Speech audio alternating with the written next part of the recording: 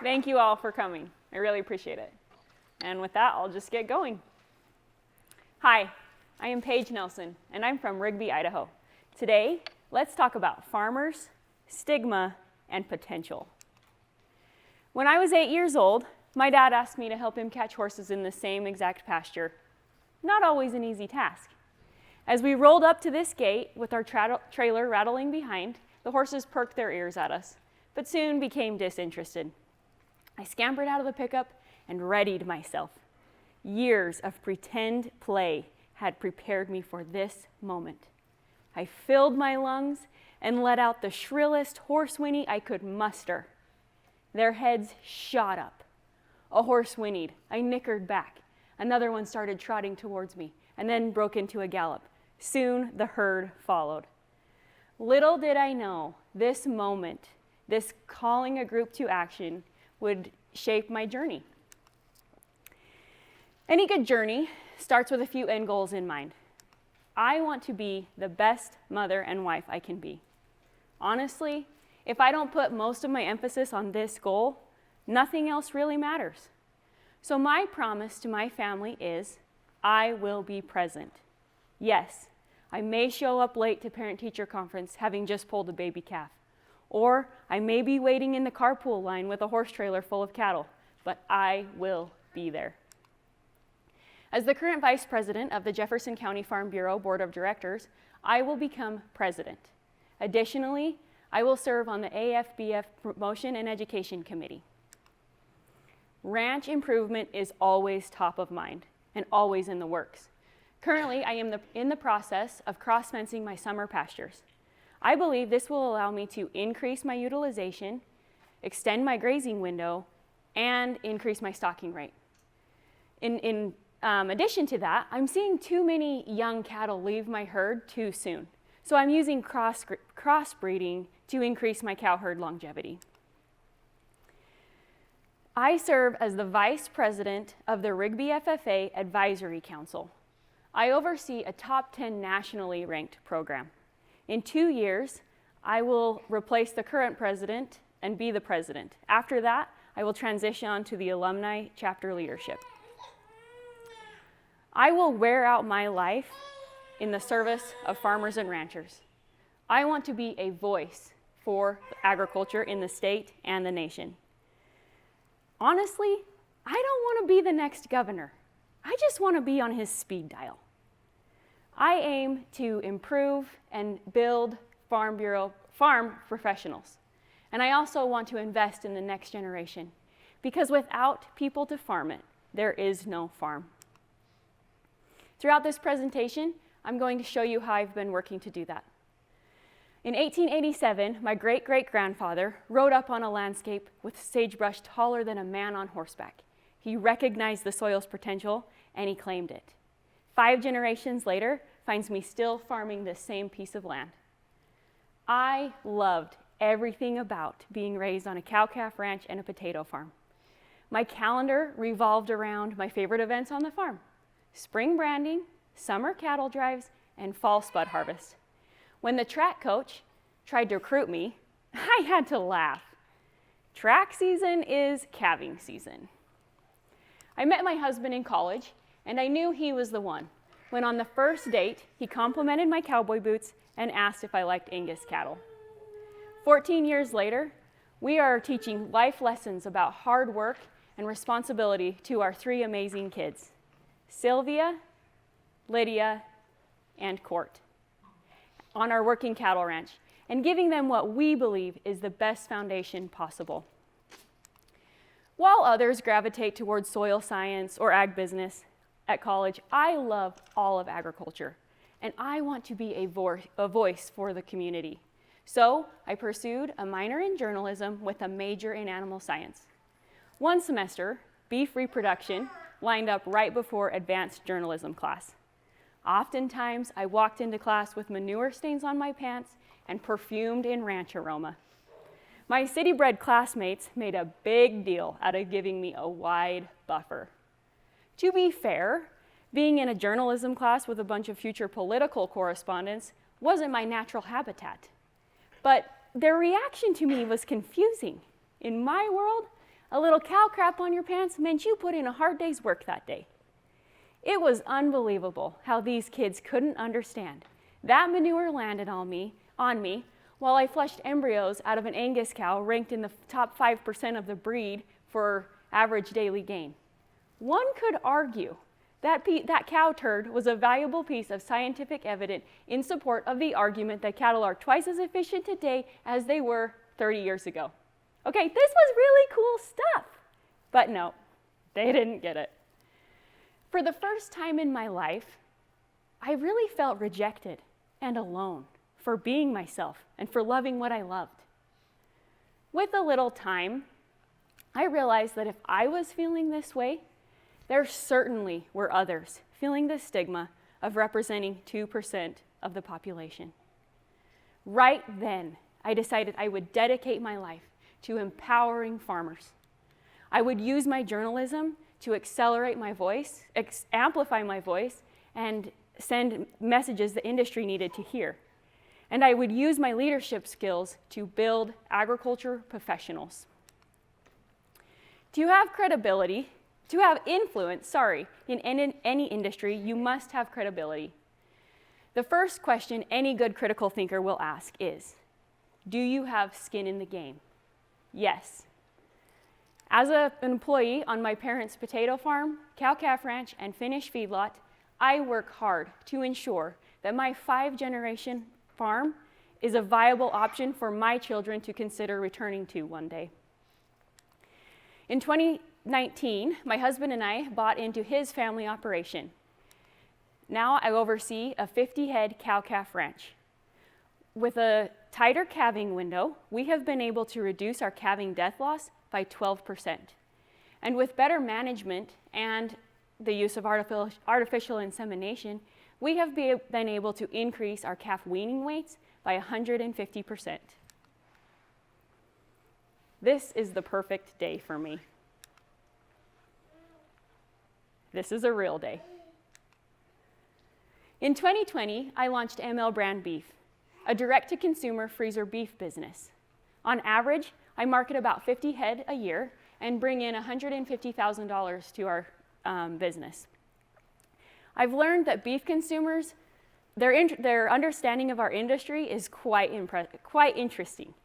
As I walk my customers through their purchase, oftentimes I get questions like, can I just get all steaks and roasts out of my half beef? I've learned to never be surprised by what they don't know. While waiting for our little girls to finish up their dance practice, another mom and I can often be found chatting away. One day she said, hey, if you ever need anybody to come over and pet your cows for you, I'd be happy to. She was completely sincere. She thought cows looked lonely standing out in a field.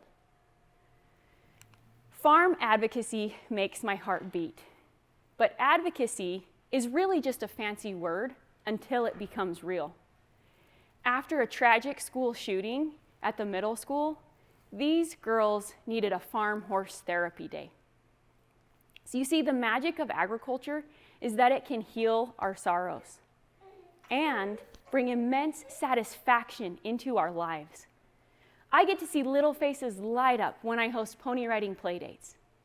And farm tours for university and high school students spark curiosity. I truly believe we must capture authentic ranch life and farm life through our social media posts. I refuse to patronize my followers with beautiful shots of everything going right, because true farm life looks like deciding to fix food for the responding firefighters as you watch 3,000 tons of hay go up in smoke. Farm advocacy is also about creating memorable, once-in-a-lifetime opportunities. Last year, my county promotion and education committee hosted a Meet a Farmer event at the local city park. We had 300 people attend and have once-in-a-lifetime opportunities like riding a cow. I haven't even done that. Every year, I get to work with my local FFA chapter in hosting third grade Ag Day. We bring in 600 third graders from 3 school districts across the county, And then 50 high school FFA students take the elementary kids through 30 ag-centric booths. After I launched ML brand beef, I built a float and made my family roll through the Pioneer Day parade in front of 20,000 spectators, showcasing the beef cycle. And recently, I've spent more time with my lawmakers. I serve as a campaign finance treasurer for a state representative. I serve on the AFBF and Idaho Farm Bureau GO teams. And in 2023, I served as a legislative intern. One-on-one conversations with my state governor and lieutenant governor about agriculture are memorable and impactful moments in my life. I feel blessed to have a career that amplifies my voice and accelerates my mission. I am a freelance agriculture journalist. My work with publications like the Angus Journal, which has a national readership of 62,000 readers, and more local publications like Idaho Ag Proud, help me deepen my connection with my audience. I don't write fluffy articles about how to find the best backdrop for your mini Scottish Highlander calf. I write hard-hitting, impactful articles geared towards ag professionals who are seeking to be on the cutting edge of their industry. Because of my work as a rancher and a journalist, there are 3 areas within agriculture that concern me. First, the stigma associated with being a farmer. Second, water allocation. And third, carbon sequestration's role in farming. First, let's talk about stigma. You know the Willie and Waylon song. Mamas, don't let your babies grow up to be cowboys. Think about those lyrics. Let them be doctors and lawyers and such. We have allowed pop culture to tell us what we should be when we grow up. Somewhere along the way, feeding the world loses its claim, and we trade the dirt for dollars. Water use. In my state, water allocation is a life-threatening issue. First in right, first in time is solid doctrine, and it doesn't mean everyone gets equal water use. Last summer, we watched Idaho's water fight play out on a national stage.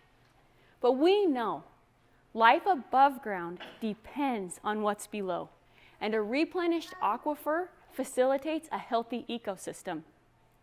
Agriculture gets 95% of all the water. We must make it count. On my farm, I am so proud to know that my pioneer age irrigation pond and recharge canal built by my great-great-grandfather have been deemed one of the state's best aquifer recharge sites. Last year, my farm area alone was responsible for recharging 35,000 acre-feet of water into the aquifer. Carbon sequestration. According to AFBF, agriculture accounts for less than 10% of all carbon emissions. However, we face disproportionate blame. Congress and company boardrooms are making policies that affect us. In my role as a rancher and a journalist, I was proud to help AFBF advocate against the Security and Exchange Commission's harmful Scope 3 reporting requirements. I played a major role in sending 20,000 messages directly to Congress to confirm that rules meant for Wall Street should not spread to family farms. On my operation, we are doing everything we can to mitigate our carbon footprint. And I think it's important that we know, oftentimes what's good for the environment is also good for the wallet.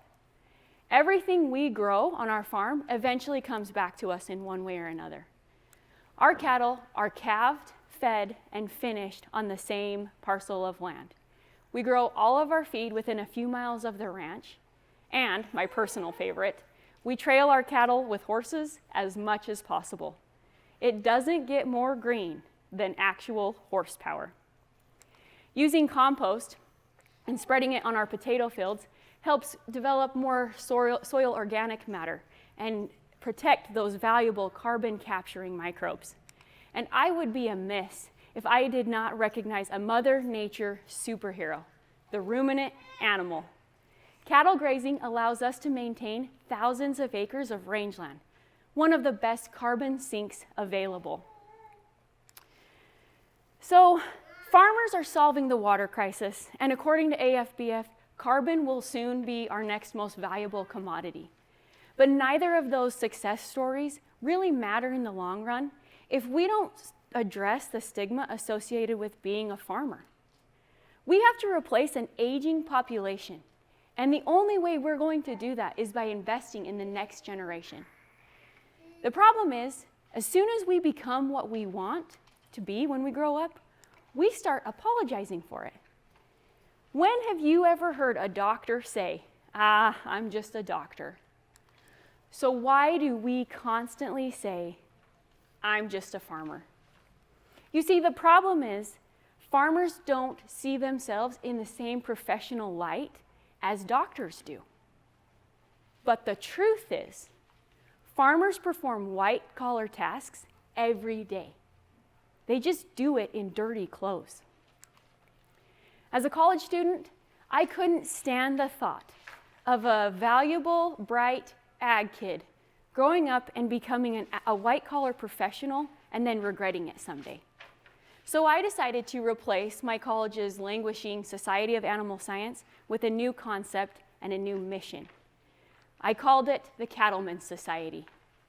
And our goal was to make every ag major or every farm kid as proud as their major or their ag roots as possible. So we went ahead and we recruited future doctors and lawyers and such. And we grew our society to 50 members strong. With those members, I organized and executed the very first ever BYU Idaho Ag Days. Ag Days accomplished exactly what I wanted. We had, with the help of Madison County Farm Bureau, we had 2,000 attendees have an agriculture experience. As a newly appointed YF&R chair for my county, my first order of business was to organize a county YF&R committee. My committee hosted 2 farm events a year. We recruited inside and outside of agriculture, and we partnered with our local Farm Bureau. I was proud to host and organize the first county high school discussion meet. We had 20 participants and awarded over $900 that day. As a district chair, I reached out to young ag professionals everywhere and gave them roles within Farm Bureau leadership.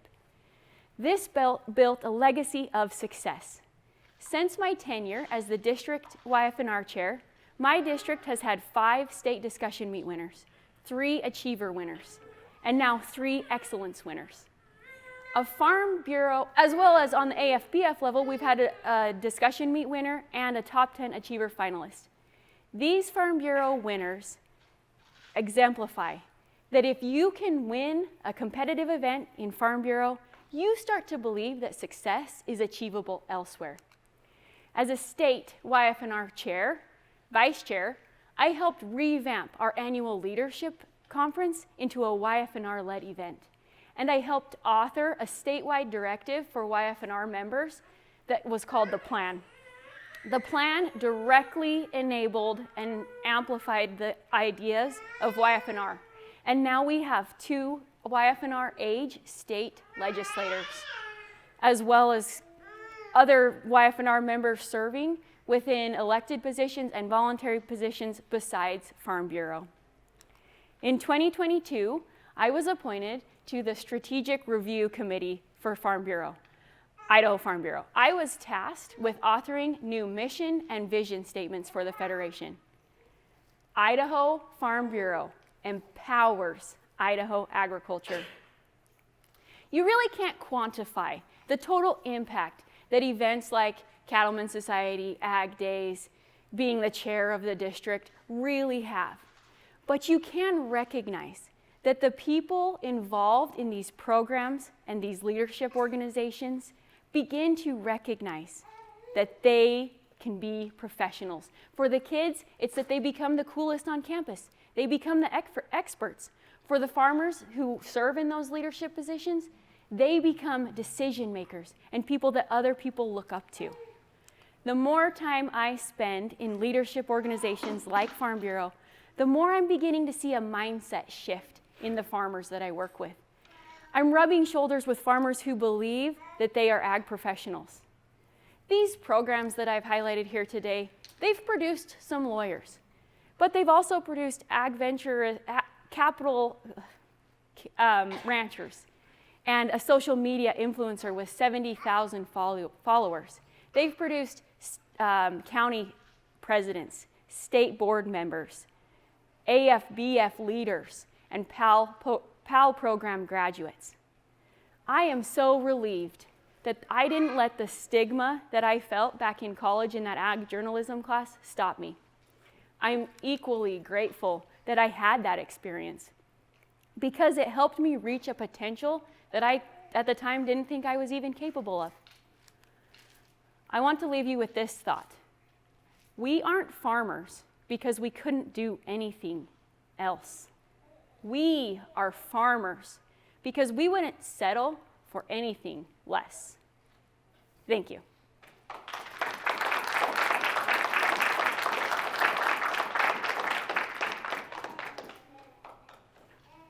So part of the excellence competition is that after you finish your presentation, the judges get to ask you 3 questions. So it would be great if a few of you could come up with some questions so that I can get used to answering on the spot.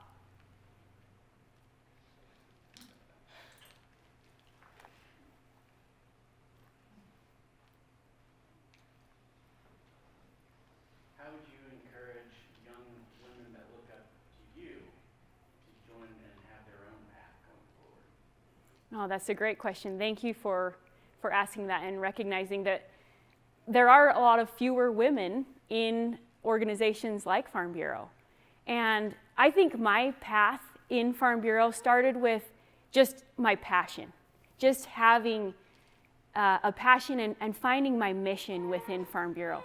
And I think that can be applied to women, but that can be applied to anyone. Once you find your vision and what you want to do, there is a place for you within Farm Bureau. And I love that we have, on the national scale, we have a women's committee and a promotion and education committee. So there is literally a place for everyone who wants to be a part of furthering the agriculture mission and empowering themselves and those around them. Thank you. I'll take 3 more questions, and I'm not going to sit down until you ask me them. Yes? So when you were building your online meat sale business, did it evolve through a pathway that you thought it would? And a lot of times I think when you're building something, you envision one thing and it ends up as another. And I guess I'm interested to hear your feedback and your thoughts, changes that you might make in the future, or if you think it became exactly what you wanted it to be. Oh, thank you. That's a really insightful question. So because I am a journalist, I learned to find the sources, find my experts. And I applied that to building my freezer beef business. So I needed a website. That's, in this day and age, that's how you begin any business. You need a website. So I went to my local university and I asked people, hey, who wants to learn how to build a website within the ag business department? I had a few volunteers. They built my website. And I gave them a lot of free rein, but I told them I want it to feel ranchy. I want it to function like the Walmart website, but I want it to have a ranchy feel. I don't want it to be sterile. And my idea of maybe like a ranchy website is a lot different than someone else's idea. And so that ended up being a very collaborative, relationship where I kind of had to direct them a lot in what I want, but I ended up with a product that I'm really, really happy about. And to add to that question, I had no idea about e-commerce. Like, how do you use a credit card and they type in their credit card and then how do I get access to that money? So and also search engine optimization. I have no idea. I'm a journalist. I don't do that. So I reached out to another expert that had that skill set, and I had to pay him. Of course, none of this is free, But that was money so well spent because it would have taken me way too long to have figured that out. And that was money, I was losing money by trying to teach myself those skills. So it was so valuable for me in that learning process to just go to the experts. Sometimes we want to learn and we want to figure things out, but sometimes it's just a lot safer, a lot more convenient, and in all reality, a lot cheaper to go to the experts that do that every day. Thank you. Yeah, we'll go here. Paige, you've had a lot of amazing successes, and you've been involved in so many things, and I commend you for that. Is there a time or a specific instance where you failed or you had major setbacks, and what did you learn from those times? Thank you.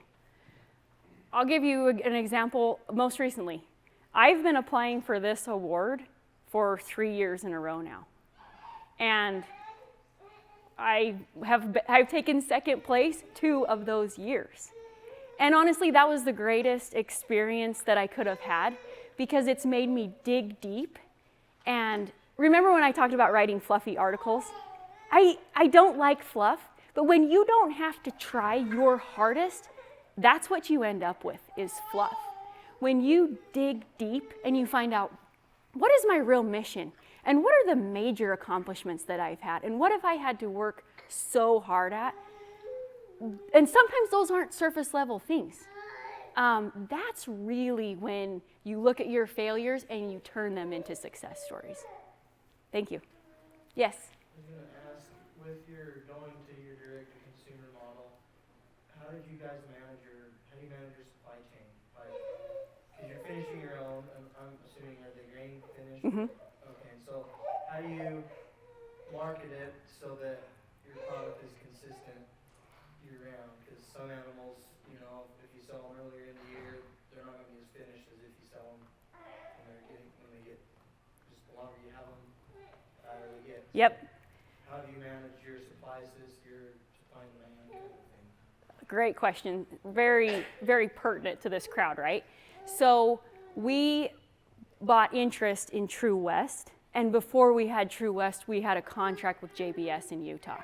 So I have 1,500 head always well, not always, but that's capacity, and we send them to these packing plants year round.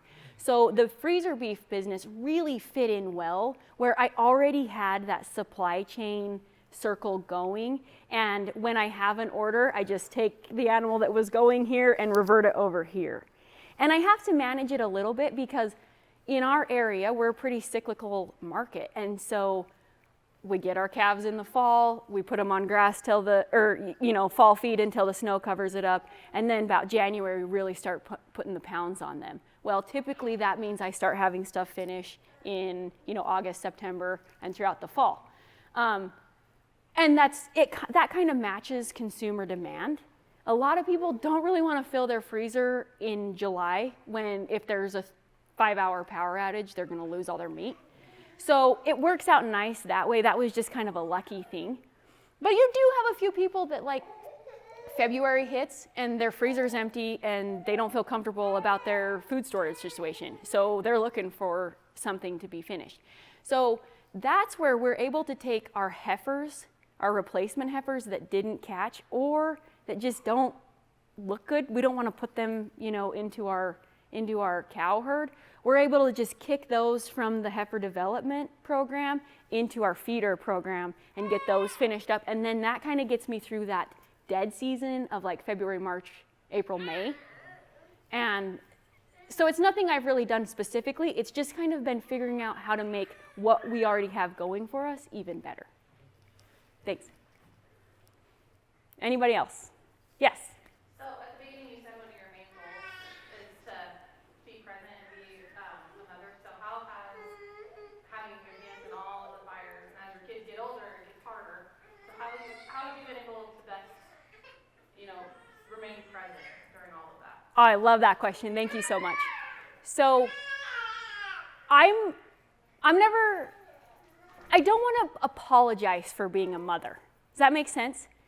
I love Farm Bureau, and I love that we have babies here right now. That's the Farm Bureau family. And I grew up in that, and so I just kind of expect that to be okay elsewhere. And if it's not okay for me to bring my baby with me or my 2-year-old, and I've trained my kids, they've been to a lot of Farm Bureau meetings. They know how to be quiet, and I know how to keep them quiet. But at the same time, if I'm not welcome to bring my children with me, then I'm not gonna come and help you or participate in what you have going on. And I've just kind of pridefully, I guess, set that as my standard. So my kids come with me a lot. And then I make up for that, them being with me, the things that I like to do, by doing specific things with them that they like to do. I really feel like one-on-one time with your kids is super important. And I'm really lucky in the fact that my kids really enjoy what I enjoy. So we ride horses a lot, because that's what I like to do. But I also really feel that it's important to develop them. And right now, my little girls love gymnastics. So we spend some time in the gym, too. And I just feel like it's a balance of filling your cup. They come with me sometimes while I fill my cup, and then I come with them to help them fill their cup. Thank you, great question. So what are some of your goals for your future? I want to be on AFBF Promotion and Education Committee. Alan Clark's kind of set that one. I want to be Jefferson County President. Additionally, in my career goals, I have really good inroads with agriculture media outlets. But I feel like that's a little bit of preaching to the crowd, preaching to the choir. And so my goal, and that's something I'm working on developing right now, is getting agriculture message into mainstream media. And I feel that I'm qualified to do that because I'm not trying to brag, but I have pretty good credentials in ag media. And so I can kind of use that to say, hey, if this magazine's willing to publish me, USA Today, you might want to take a look. And so I think I'm not going to stop being an ag journalist because I think that builds up my portfolio. But I also think I'm working to qualify myself to be a real candidate for some of these outside agriculture media outlets. Thank you. I got one quick one. So, I mean, we see it all the time with the day and age that we're in. Kids tend to think, oh, why would I come to a conference if I can watch, say, a video on it, if I can watch a presentation later? What are you going to do as the county president and on the promotion and education committee to convince the up-and-coming generations that face-to-face is more important than watching it through a phone? Wow, that is a tough question that all of society is trying to figure out right now, right? So remember when I talked about creating once-in-a-lifetime opportunities? I think as humans, we still have that, we're addicted to our phones, right? But we still have that element of curiosity. So if you have the opportunity to watch someone ride a cow on YouTube or ride a cow in person, I think that's how we do that. Agriculture has so many unique and cool things that you're not ever going to experience anywhere else. And so we use that to our advantage. And sometimes I believe because it's our everyday, we tend to think it isn't cool. While 98% of society, that isn't their everyday. And so they think it's really cool. And so sometimes we really have to, in the ag journalism world, you would say step out of beyond your audience or pull your jargon back and understand that this is really cool. And I'm going to have to figure out how to present it in a really cool way. But this is to my advantage. This is a tool in my toolbox. Thank you.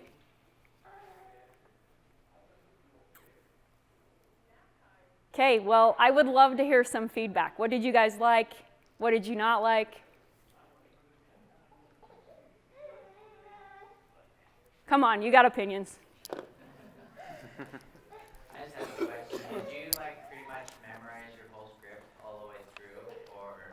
I'm gonna sit at that table so I can write down. Yes and no.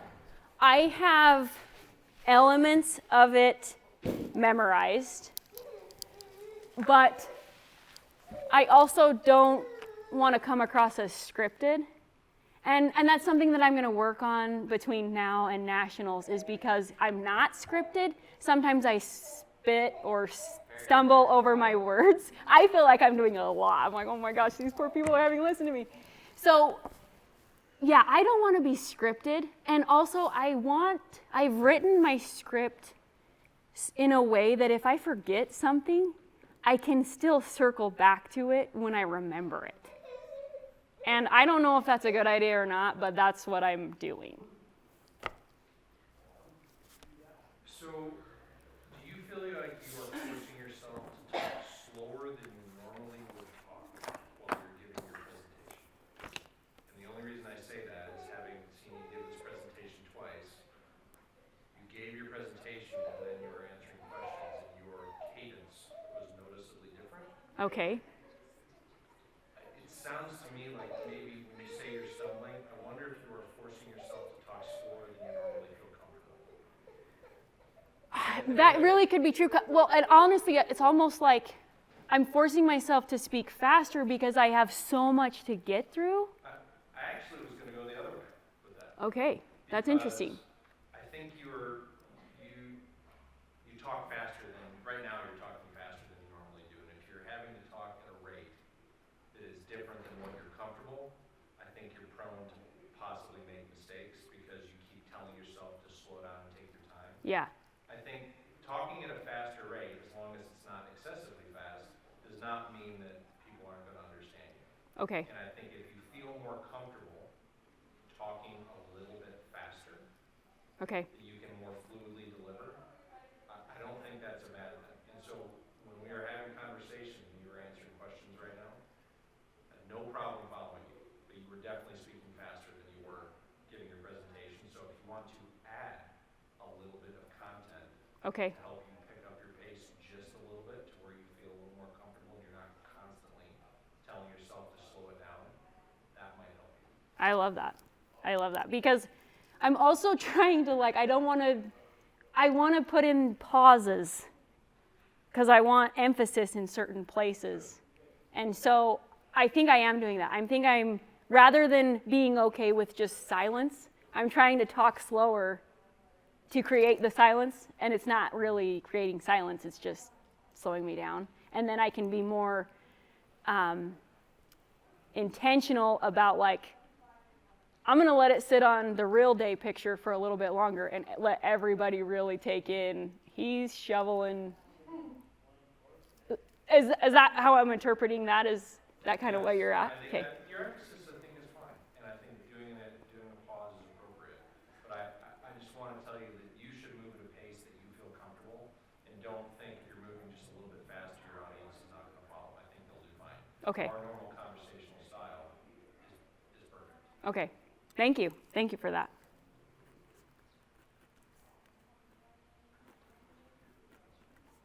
Okay, anybody else? You're not going to hurt my feelings. I think that you should touch a little bit more on Alan, because his name was on a couple more slides, but I don't feel like you talked about what he did or what, so I'm just kind of confused. And I probably, because I don't know, but his name was on a couple of slides. yeah, I probably just need to take his name off. Yeah, so I'm I don't know if you need to take that off or if you want to talk about him specifically a little bit more, but Yeah. yeah. I originally talked about him more, and then the feedback I got was this is your presentation, why are you talking about Alan? But the reason I had Alan on there was because he's such a success story. He was on my original YF&R County committee, and now he's chair of an AFBF committee. His story is amazing. So yeah, I'll just take his name off because I can see how that was weird. Thank you for that.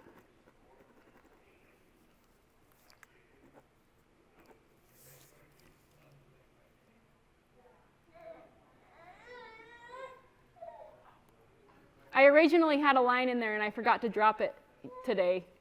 But I originally said farmers are great at critical thinking. So I'm expecting a little more critical thinking here. My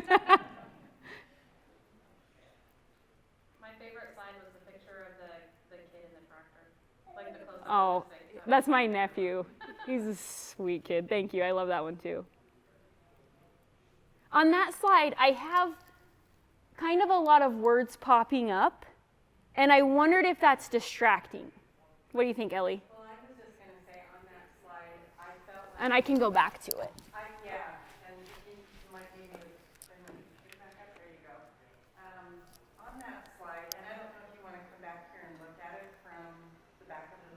Okay. Those are my dogs, by the way. I think you should put Ellie's dogs In the presentation. On that slide, I felt like the font looked like it was kind of melting into it. Okay. It wasn't real visible. Okay. It might be something that maybe you could put some kind of an outline on it or a shadow on it that might make it pop a little more so that you could see it. Or you might just make the font black. Or bigger. Yeah. See, this picture is such a great picture, but no, I can't go back. It's hard, the lighting is not great. But see, that has got a dark background right there. But can you tell from the back that he's shoveling out a horse trailer full of crap? Okay, all right, okay. Okay, that's good to know. I think the fact that it's not picture perfect shows that it is a real day. Okay, that's what I was going for. Yeah. Sorry, we're a long ways away. Actually, I think I skipped it. Did I skip it? Not yet. Not yet? Okay.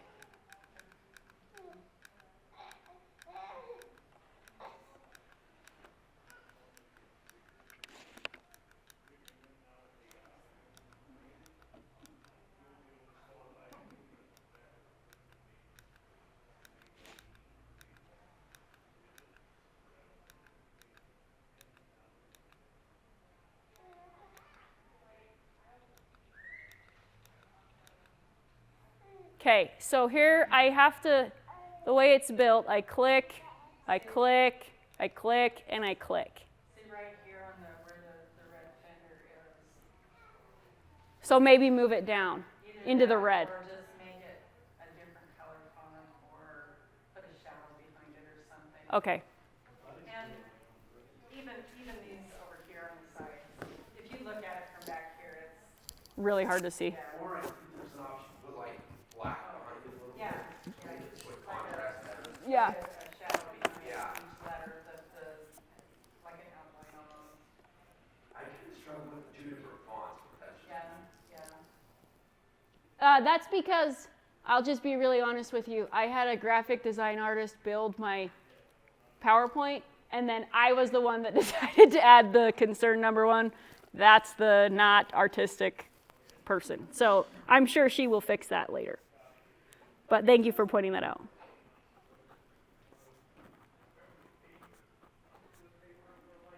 So what do you think about the like, they're supposed to look like quotes, right? Like people are saying these things. These are things I hear people say. Are these things you guys hear people say? Like, are those phrases relatable? I thought maybe on the I ended up back on the farm, I just ended up back on the farm, so it ties all 'Kay. 3 of them together. 'Kay. Like, I'm just a farmer, he's just farming with his dad, I just ended up back on the farm maybe. Okay.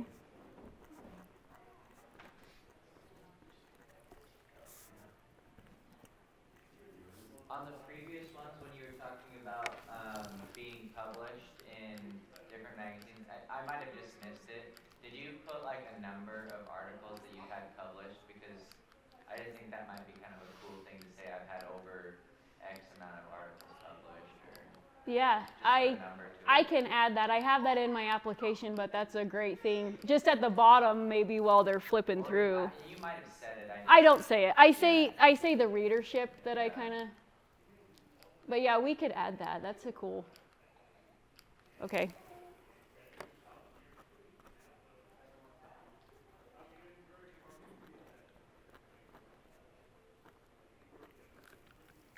Okay. This slide critique, I guess, when you show pictures of your kids, you just load it in, now we barely got to see them, maybe just anything that pop up. Oh, okay. Kids, or, I don't know. Like the transitions made it too slow. Yeah. Okay. You scroll through that slide where you just work in, you have your areas of concern 1, 2, and 3. Okay, keep going. Keep going. So you started with number 2. Yeah. So, tell me how you feel about that. I Well, this one is I hit stigma here a little bit. think you should, if the number that you present them in, you should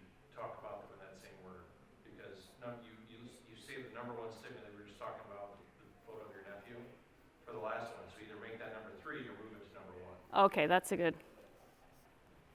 So talk about one Right. in its entirety, then move on to the next one.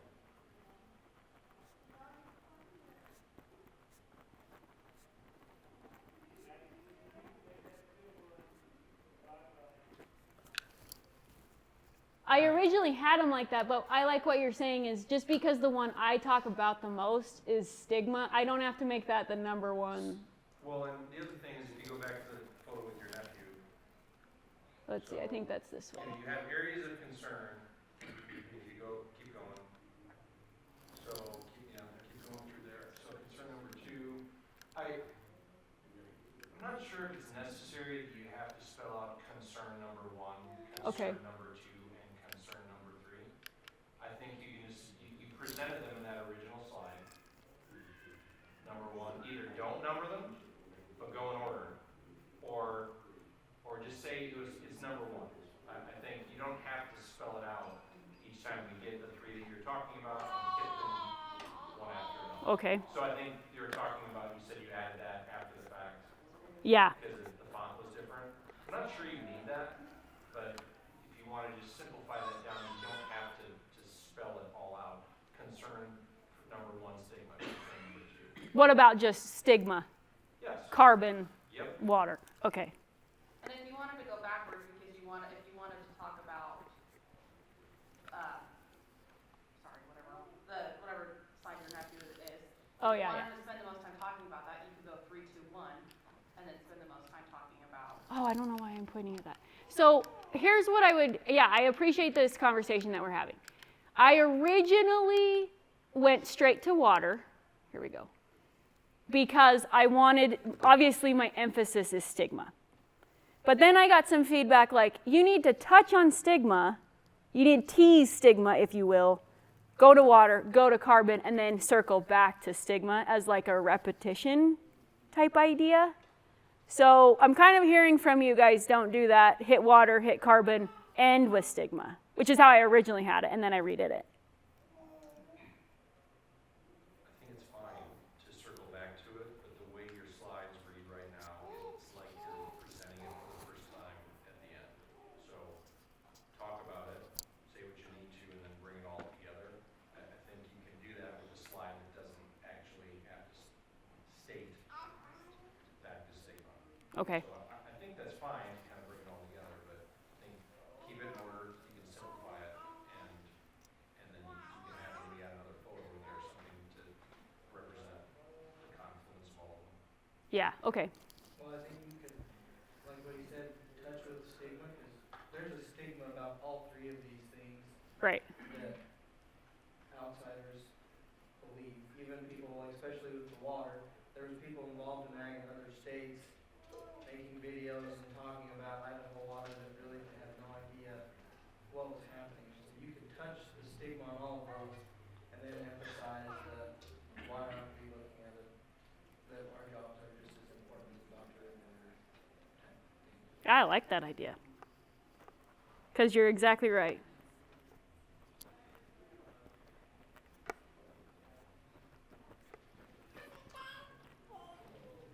Should it be agricultural stigma? Yeah, probably. Agriculture stigma, agriculture. Yeah, you're right. It should be agricultural.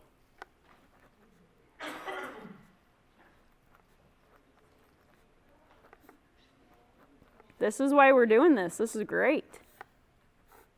And that plays in with what you were saying. It's across the board stigma, not just the profession. Yeah. On the slide where you were talking about how you guys have changed your guys' operation 12%, and the slide said 150 pounds, and you said 150%. Oh, thank you for catching that. Okay. So I don't know which one it is. Yeah. No, it's 150 pounds. Okay. On the death loss one too, it like, if they're watching the trend, it jumped back up a little bit. Was that just a winter, the bad winter? Yeah, the bad winter of. Maybe like a joke or something. I don't know. I like jokes, and so if you're like, don't worry, that was weather induced or something. Okay. Just to kind of explain it, because they might be like, oh, it's trending the wrong way now. Yeah. Well, and I probably should add 2024's, because that would help that too. It would go back down in 2024. And I think that'll go into your, showing what a real day is. I'm not going to hide my numbers from you. Yeah. It's going down. Look at this. I'm not afraid to show it. It's up here on my slide. Okay. And then that leads into, your next Right. couple of slides. Okay, on this, I don't know how long to spend. I mean, one would argue this isn't critical to, Dr. Leibsley, you judged me. There's no humor part of the rubric. And this is specifically in there for kind of humor, but also just to be real. This is where I would love to spend every day, but in agriculture, we just don't get that opportunity. I have other accomplishments. I have other things I've done. I could take these 2 slides out. How important were those 2 slides for you guys to understand me and to, build my case?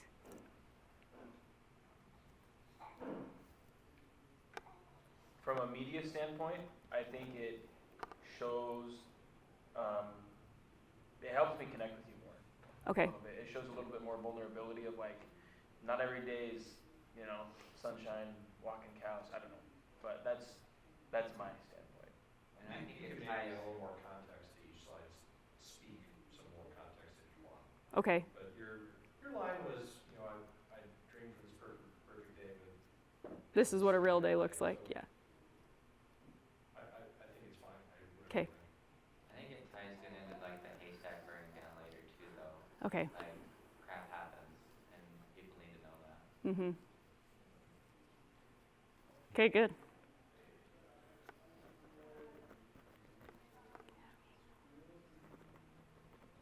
You might need to get an updated picture of you shoveling at a tree. I know. My dad's a good model, though. She doesn't show. Shut up. Yes, I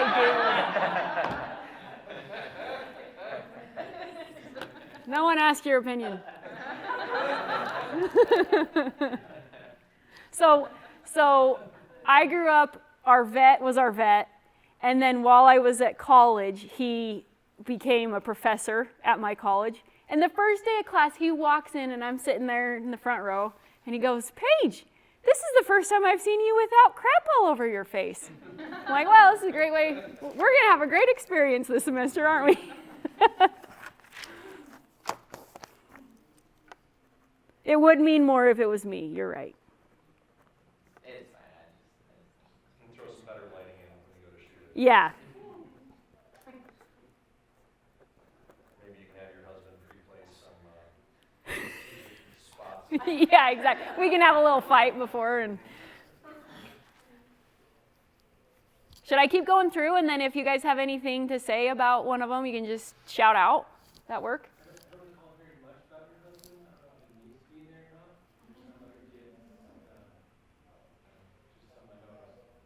I originally had more about them in there, like I was saying, but I was trying to slow myself down so it doesn't sound like I'm in a marathon, or a sprint race. Let's see. I don't know why I keep pointing at the PowerPoint, or here we go. Okay, it's not gonna work.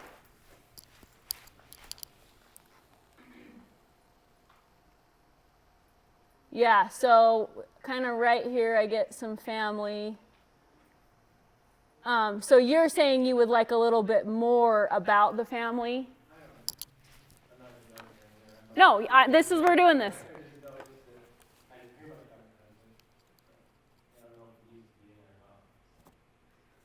Well, and I like how at the beginning you said, that was one of your most important things. So then maybe at the end, be like, all of this is important to me, but so back to my most But circle back, yeah. where we're at. Yeah. I like that idea. Okay. Hold the heartstrings as you finish. Come back to your family, and your most important thing is raising your family and growing that thing. Because you got all the knowledge and stuff before, but I think if you pull at their heartstrings at the end, they'll remember you for it. Just like humor might not be on there, but you got to leave a mark. Mm-hmm.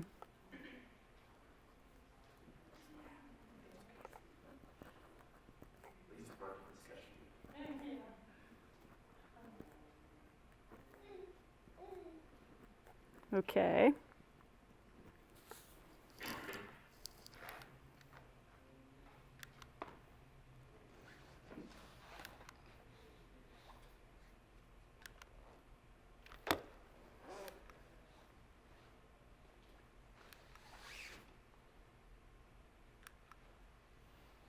Just shout something out if you see something you don't like or you got an opinion on.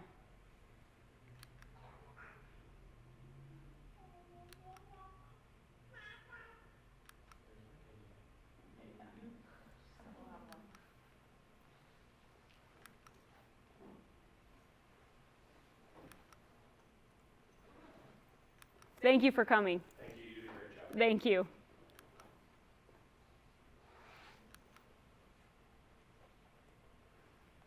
How long have we been going, Paige? I don't know till Amy shuts us off. Yeah, we're probably anytime. Okay, then let's be done. Started a little late. Yeah, we're not so. We do have a service project this next hour, putting together humanitarian kits. They'll have stuff in a room. Do you know what room? This room, is it this room? We're gonna redo things. Okay. Thank you everyone for coming. I really appreciate it. And